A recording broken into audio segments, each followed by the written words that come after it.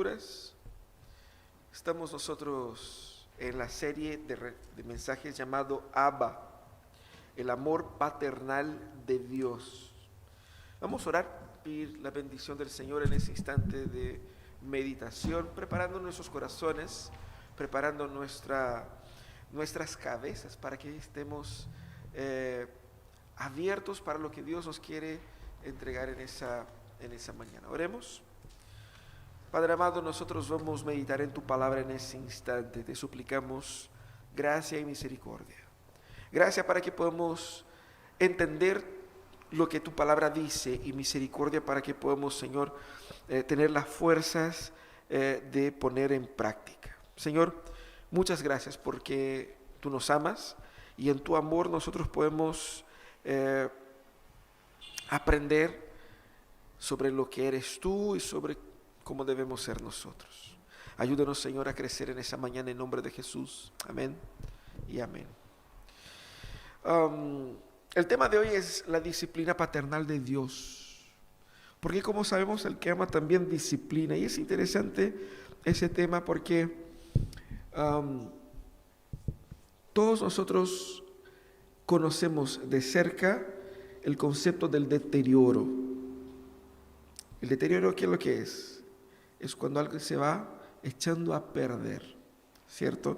Y de alguna u otra manera, en algún otro momento, todos nosotros experimentamos el deterioro también en nuestra vida espiritual, ¿cierto? ¿Por qué? Porque si no lo alimentamos, si no cuidamos, las cosas se van desconstruyéndose. Esa es un poco la dinámica de la vida. Si tú no cuidas de algo, eso se puede deteriorar. Todo lo que no es cuidado adecuadamente se deteriora. La salud, el matrimonio, la propia carrera, todo se puede deteriorar. Estamos conscientes de eso, ¿cierto?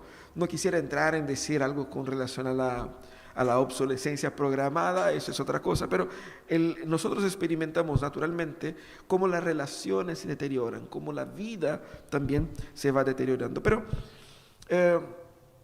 una de las preocupaciones, estamos hablando de la paternidad de Dios, una de las preocupaciones de la paternidad es la preocupación con el deterioro, para evitar el deterioro, porque ser padre, ser madre, es esencialmente estar preocupados de alguien. Ser padre es preocuparse. Los que son padres aquí saben, algunos se preocupan, ya de repente son grandes, ¿no es cierto? Como algunos aquí presentes, ¿no? Que ya tienen hijos grandes y uno igual se preocupa.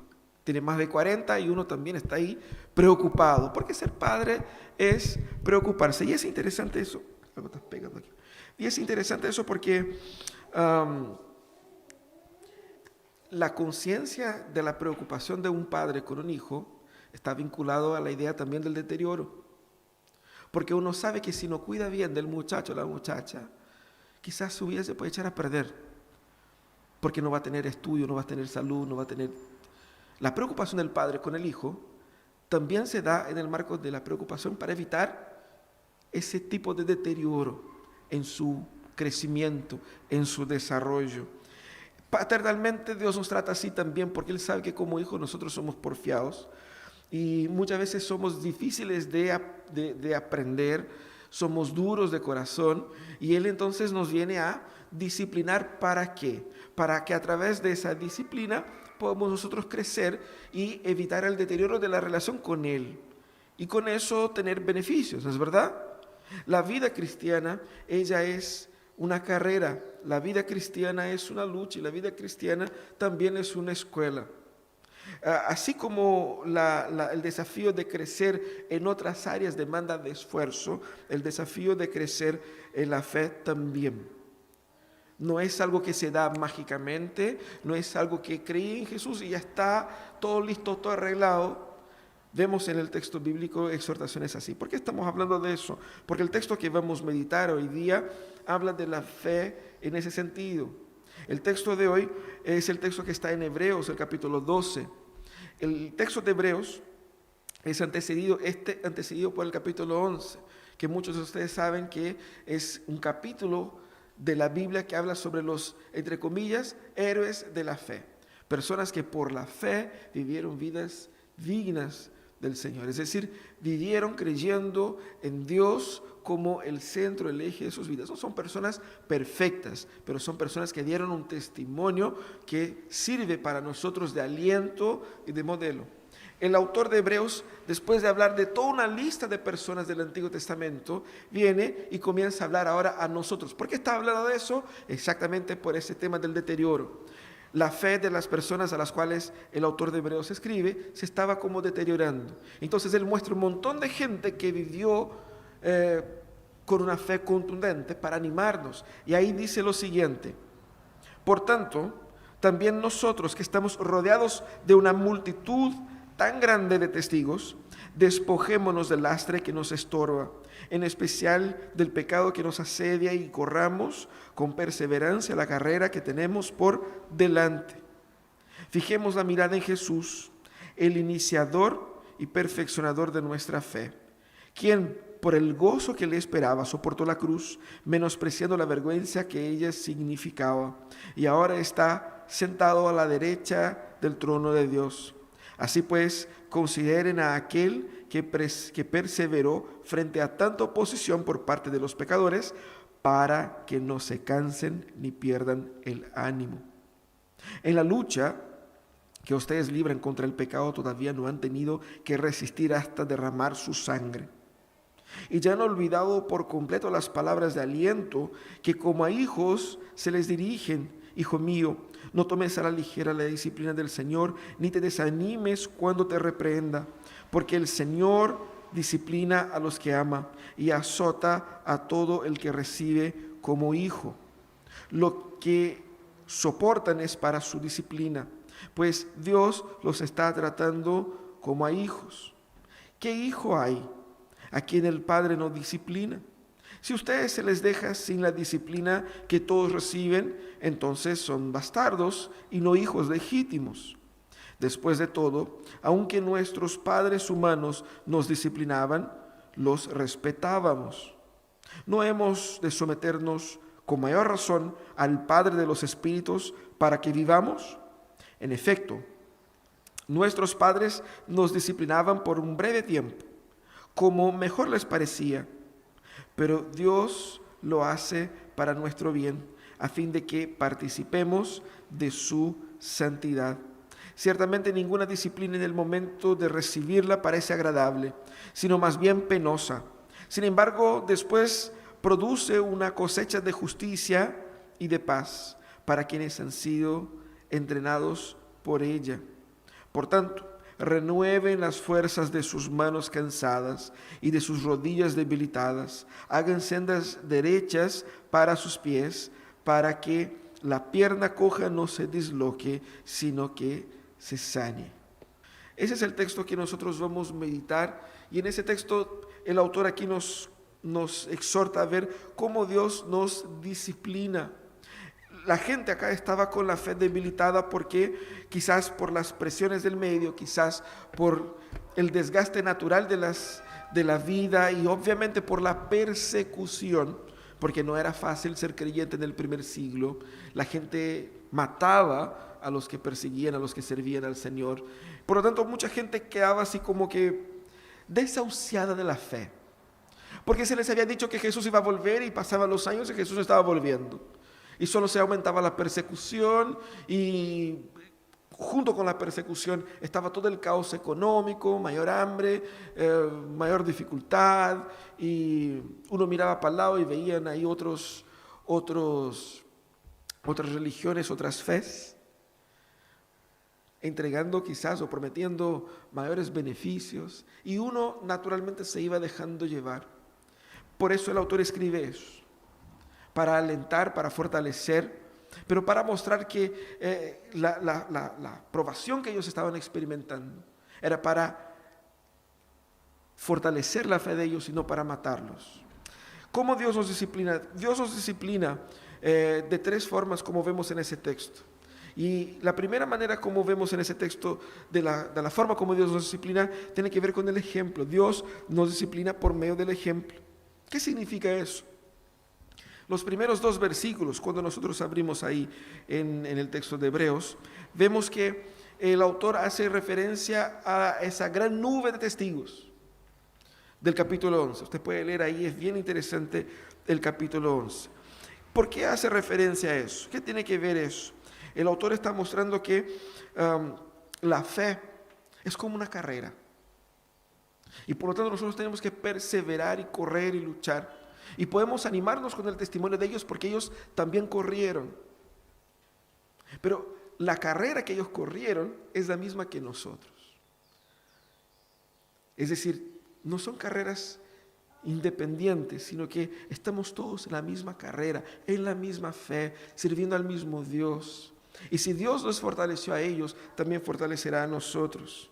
Y es interesante porque lo que él dice es, mira a estas personas, mira el ejemplo de ellos.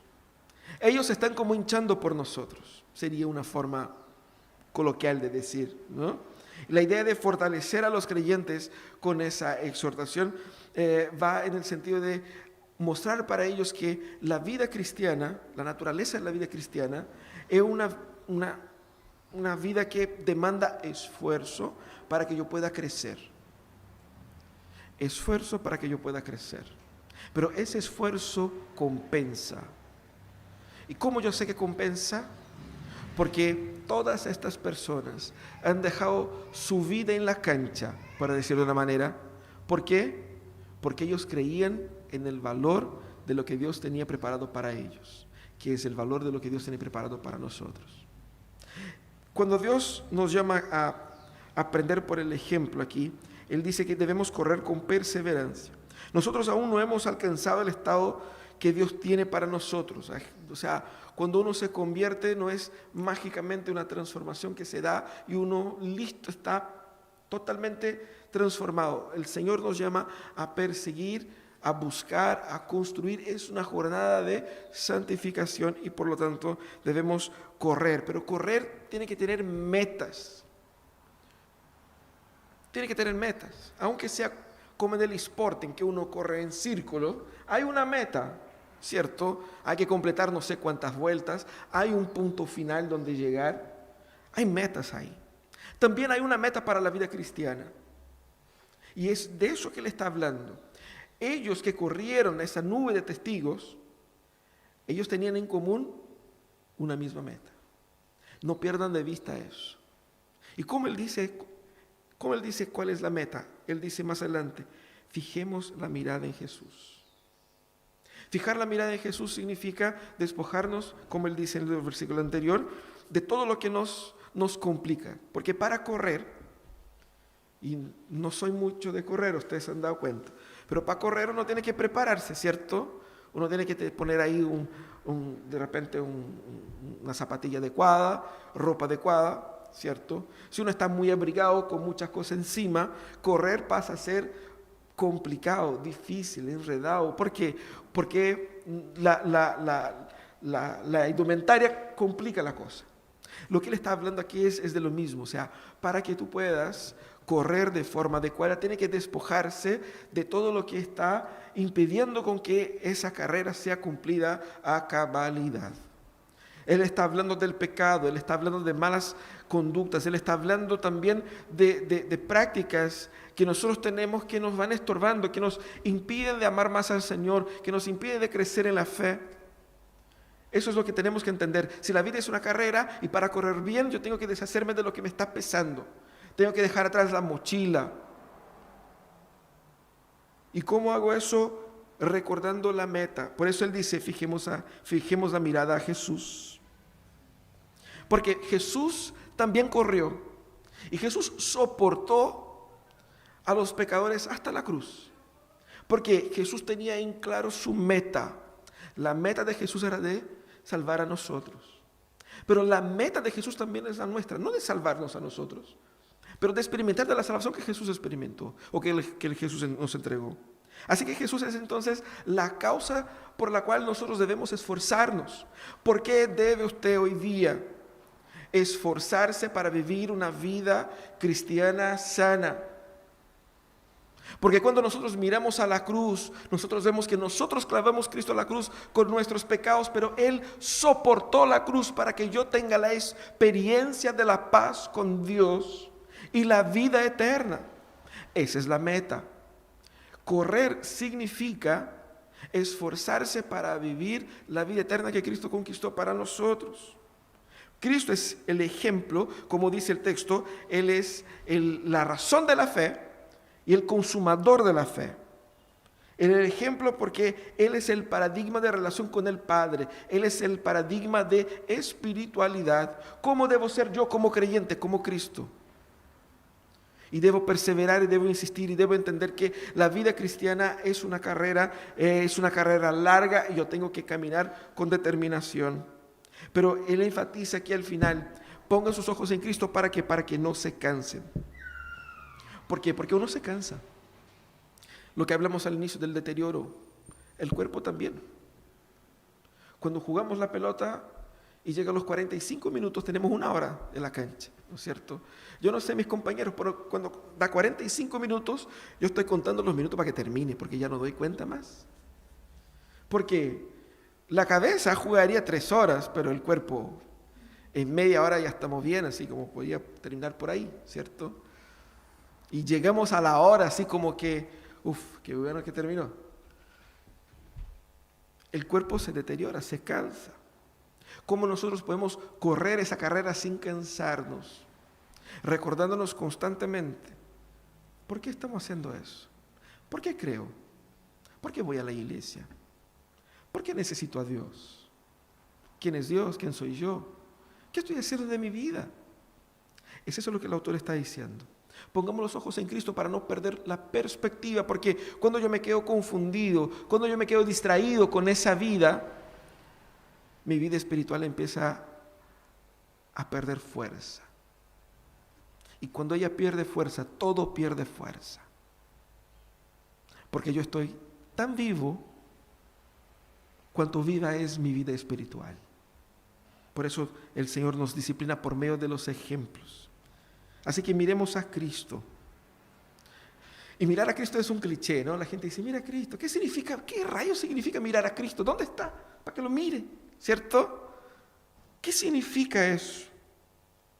Mirar a Cristo significa, a través de las Escrituras, tener una relación con Él, estudiar, conocer, aprender, amar, caminar con Él. Mirar a Cristo significa que la meta de mi vida no es definida por mí. La meta de mi vida no es vivir una vida acomodada en ese mundo. Mirar a Cristo significa entender que yo necesité un Salvador porque yo estaba perdido. Y si no fuera por Él salvarme, yo no tendría esperanza en esa vida. Y la única esperanza que tengo en esa vida es la salvación en Cristo Jesús. Por eso, por Él vivo, para Él vivo, con Él vivo. Eso es mirar a Cristo. Y el ejemplo de todos aquellos que miraron a Cristo, incluso desde el Antiguo Testamento, sirven de disciplina para nosotros. Disciplina en ese sentido de ayudar a tener una mejor práctica, porque así todos aquellos que corren, no corren kilómetros y kilómetros porque simplemente se les nace la capacidad. Ellos entrenaron, ellos disciplinaron sus cuerpos para poder correr como corren. Y por eso mismo debemos entender que Dios nos disciplina por ese motivo. Dios también nos disciplina por medio de la corrección. Parece bastante obvio, ¿no es cierto? Ahí en los versículos de 4 a 6 dice que Él, que en la lucha contra el pecado no hemos resistido hasta el sangre. Y ese es un versículo bien interesante, ¿no? Porque uno dice, wow, de verdad, luchar hasta la sangre, así como derramar la sangre en la lucha contra el pecado, quizás eso sí no hemos hecho. Lo que le apunta es que la vida espiritual no solo es una carrera, como también una lucha. Y como que se va poniendo más cuesta arriba la cosa, ¿no? Porque no es simplemente una cuestión de entrenar y perseverar, pero también de enfrentar la resistencia. Lucha tiene que ver con resistencia. El otro impone resistencia y yo tengo que doblegar esa resistencia. Hay algo que me impide, que provoca resistencia para que yo pueda crecer. Ahí está la lucha. Y esa lucha es contra el pecado. Mucha gente baja perfil a la influencia del pecado y a la influencia y el poder y la fuerza que el pecado ejerce en mis pensamientos, en mis intenciones, en mis planes, en mis deseos. Cuando nosotros pensamos, ¿por qué nos cuesta tanto orar? Recuerda que el pecado está haciendo fuerza para que no ores. ¿Por qué me cuesta tanto compartir, congregarme? ¿Por qué me cuesta tanto obedecer a esto y a aquellos mandamientos? Porque el pecado está presente haciendo presión. Si yo no lucho contra él, él va a seguir prevaleciendo. Pero hay un detalle aquí en esa lucha.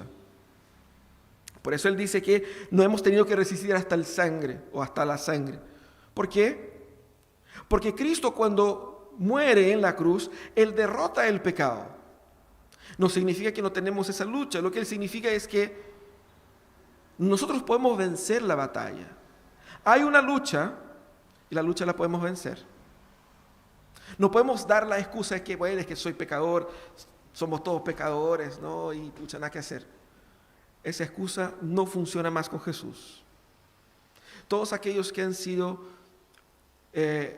salvados por Jesús son libres. Nosotros cantamos, la primera canción, ¿cuál era? Hay libertad. ¿De qué libertad está hablando? ¿Libertad para ir y venir? No, libertad espiritual. ¿Qué es lo que es libertad espiritual? Es eso, de que hay una lucha real. Hay una lucha del pecado y del enemigo contra nosotros, para alejarnos de Dios, para enfriar nuestra fe, para hacernos abandonar el Evangelio. Esa es una lucha real. Pero la verdad bíblica es que si yo entrego mi vida a Jesús, esa lucha, aunque la tenga que trabar, la puedo vencer. El pecado no domina a aquellos que están en Cristo. El pecado sigue presente y la lucha sigue constante. Pero vencer el pecado es posible. De eso es lo que el autor está hablando. Pero ¿cómo Dios nos ayuda a vencer el pecado? Netamente a través de la corrección. La disciplina es necesaria porque el pecado es una realidad y Dios recuerda nuestros límites y sabe que el pecado no nos vencerá hasta derramar nuestra sangre. Dios recuerda la razón de la disciplina. ¿Por qué Dios nos disciplina? Porque Él nos ama como un padre. Y ahí Él pone la metáfora de los padres que disciplinan a sus hijos. Y es muy interesante porque Él dice que esa disciplina que da Dios revela la intención de Dios para nosotros. Cuando Dios nos corrige, cuando Dios dice en su palabra, no hagas eso, pero me gusta hacerlo, pero dice, no hagas eso, no es porque Dios simplemente se puso pesado, simplemente nos quiere complicar la vida, nos quiere quitar toda la alegría de los placeres de la vida, no. Porque mucha gente proyecta a Dios así, como un ser absolutamente aburrido, fome, pesado, que está vigilando para ver si yo voy a estar obedeciendo sus reglas sin sentido en esa vida. Como si fuera un monarca déspota que gobierna de forma irracional a la humanidad. No es así. Todo lo que Dios dice sobre cómo debemos vivir es por amor a nosotros. Es para nuestro beneficio. Y cuando nos exhorta en la palabra, y cuando dice, no hagas esto, hagas así, cuando nos reprende, cuando nos confronta, ¿es para qué? Para que nosotros seamos los beneficiados. Dios no necesita de nuestra obediencia. Nosotros necesitamos ser obedientes. Dios no nos necesita. Él nos quiere, Él nos ama. Él nos ha adoptado como hijos y nos corrige como un padre. Y muestra que la corrección que dan los padres carnales, ella es imperfecta porque uno hace como mejor entiende. Yo creo que es así.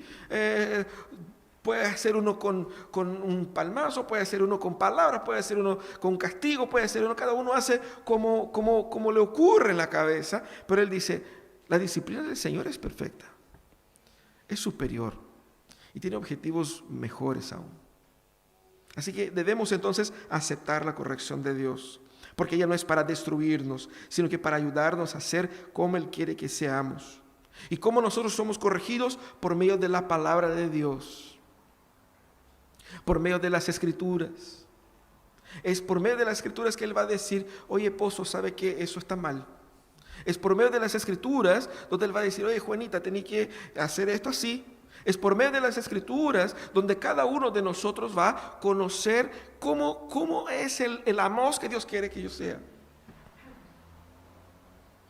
Por lo tanto, someternos a las Escrituras es someternos a la disciplina y a la corrección de Dios.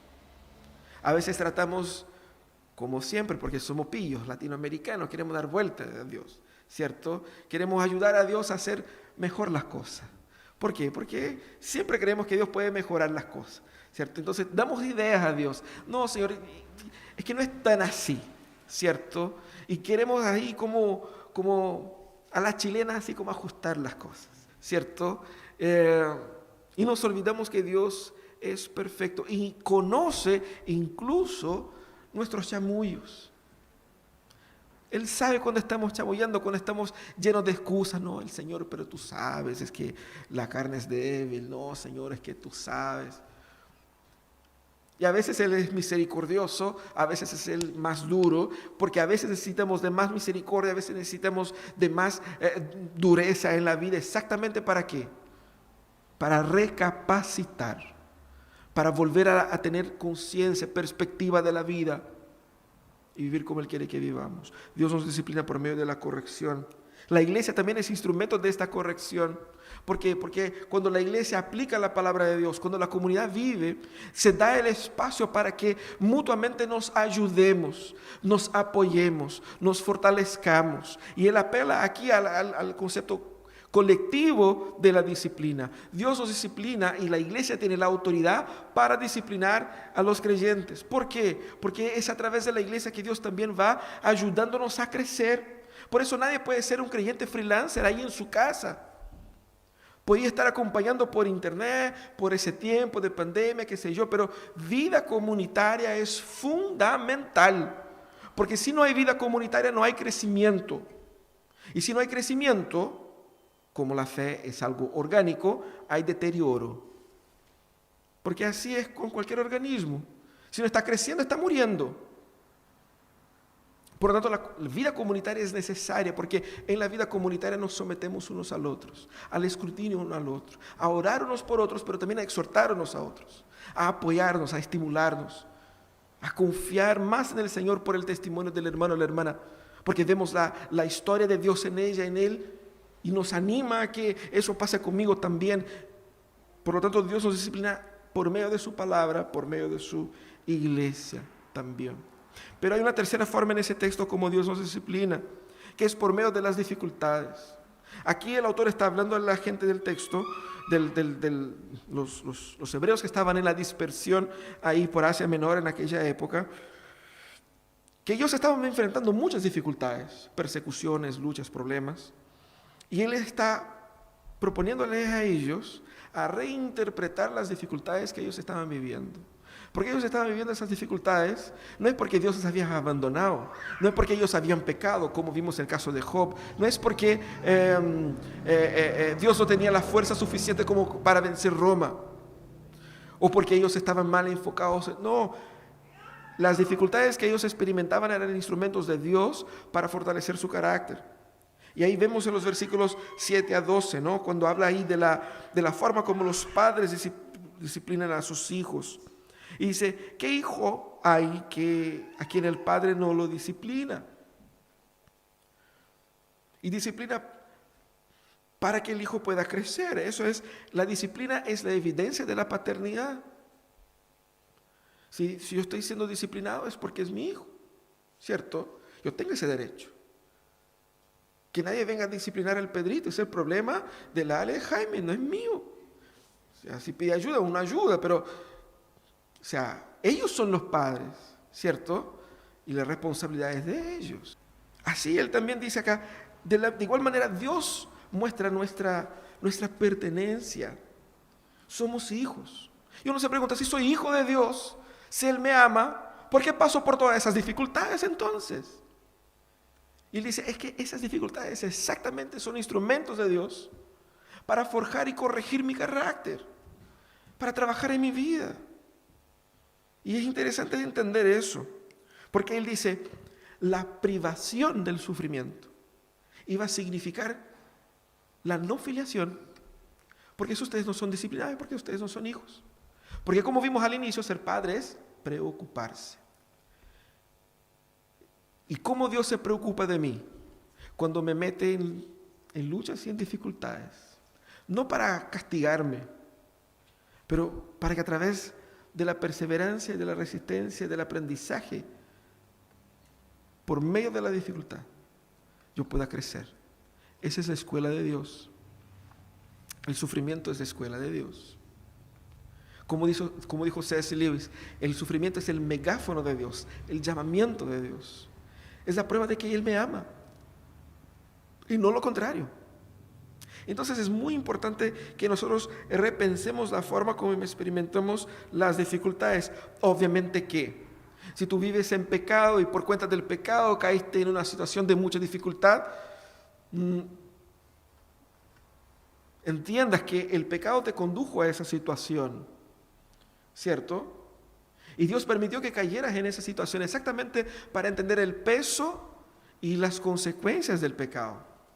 Y Dios también ahí, en esa situación, Él te puede restaurar, ayudando a conocerle a Él en la miseria y en la perdición. ¿Ustedes conocen la parábola del hijo pródigo? Tocó hondo el hijo pródigo. Perdió todo, incluso su dignidad, su vida, su salud. Pero todo lo que él pasó sirvió como aprendizaje para que él pueda volver a su casa y conocer algo que él no había conocido cuando tenía todo: la gracia. A veces necesitamos de momentos de mayor dificultad para crecer en Dios. A veces lo que nosotros más necesitamos en la vida son luchas, para que en esas luchas yo pueda aprender algo que en la paz no he aprendido. Sobre Dios, sobre su amor, sobre su gracia, sobre su perdón. Y es interesante porque él dice con mucha honestidad que estas luchas que nosotros enfrentamos como disciplina son duras. O sea, ¿para qué estamos con cosas? Si cuesta uno, si es difícil. Nadie quiere ser disciplinado, nadie quiere ser retado, nadie quiere ser probado.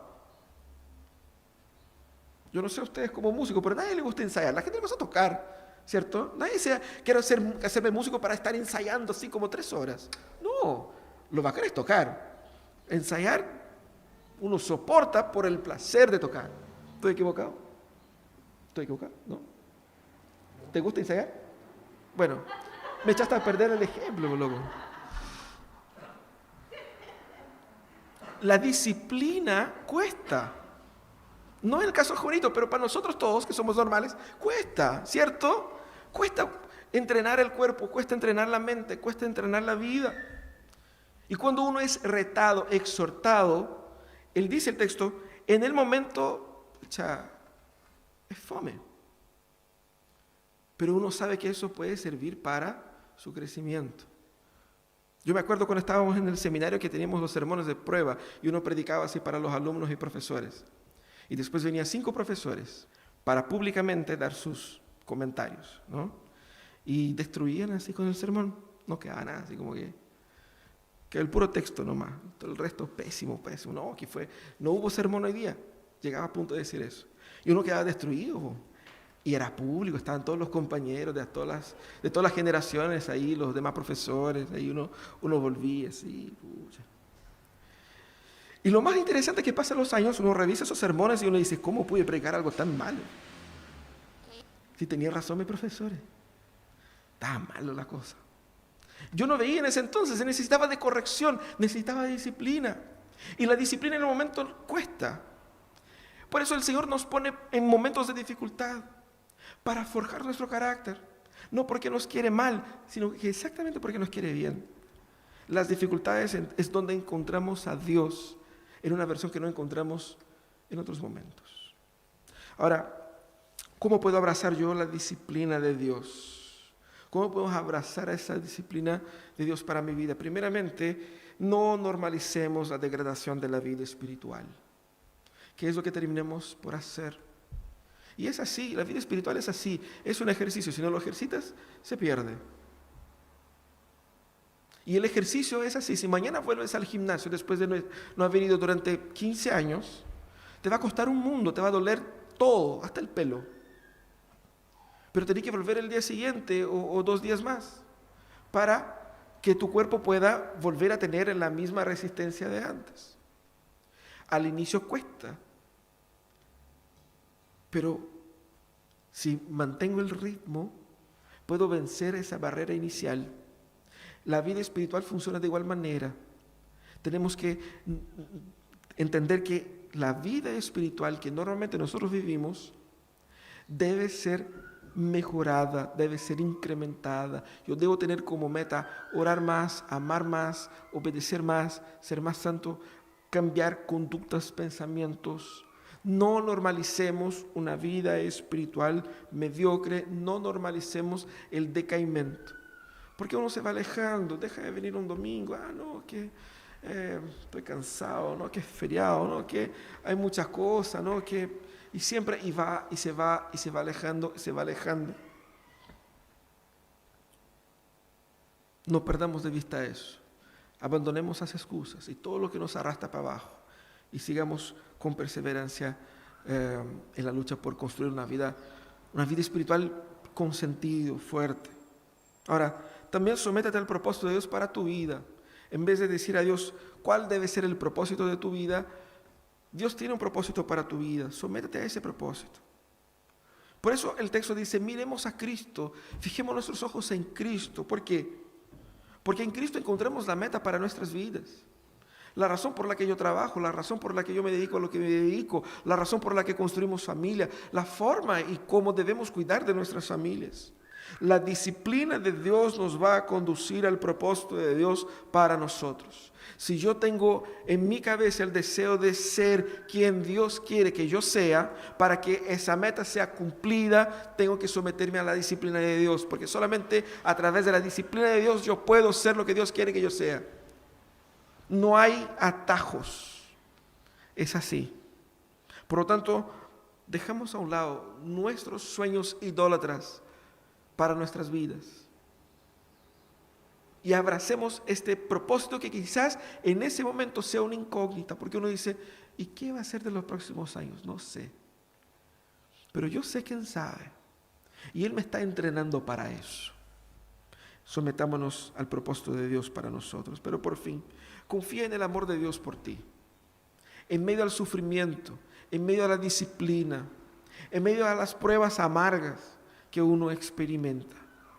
Recuerda que Dios no te dio esa lucha, ese problema, esa enfermedad, esa crisis, esa dificultad, porque no te quiere, porque hiciste algo en el pasado, o porque las generaciones pasadas, alguien en tu familia hizo tal cosa. No, Dios te ama. Y Dios permite que experimentes también las consecuencias de tu pecado, para que aprendas el valor de la gracia y el valor de la misericordia. Pero Él te da gracia y misericordia para salir de ahí, porque te ama. Y eso es lo hermoso. Si yo estoy pasando por momentos de crisis, es porque Dios está trabajando algo en mí. Y si Él está trabajando algo en mí, es porque Él está pendiente de mí. Porque ser padre es preocuparse de Dios, se preocupa de mí. Y yo confío en su amor. Yo confío en su amor. La confianza en el amor de Dios por nosotros nos conduce a una fe fuerte en medio de las pruebas. No dudes del amor del Señor cuando te duela. Vamos a orar. Vamos a pedir que la gracia del Señor renueve nuestras energías, nuestras fuerzas, entendiendo que la confianza en el amor de Dios es lo que nos conduce a esta fe fuerte. Señor amado, nosotros somos muy agradecidos porque en tu amor y en tu misericordia tú nos corriges, corrige nuestros caminos, nos alienta, porque nos quiere ver fuertes, creciendo para la gloria de tu nombre. Señor, te pido en esa mañana que fortalezca la fe nuestra, de nuestros hermanos que están pasando por momentos difíciles en sus vidas, por dudas, por crisis, por temores. Señor, que tu gracia pueda acogernos, abrazarnos, y que podamos sentir tu amor, incluso en medio de las provaciones, privaciones, luchas, correcciones, y que mirando el ejemplo de todos los demás que siguieron fielmente tu camino, y principalmente con los ojos puestos en Cristo, podemos renovar nuestra fe y las fuerzas espirituales para seguir sirviéndote. En nombre de Jesús oramos, Señor. Amén. Amén.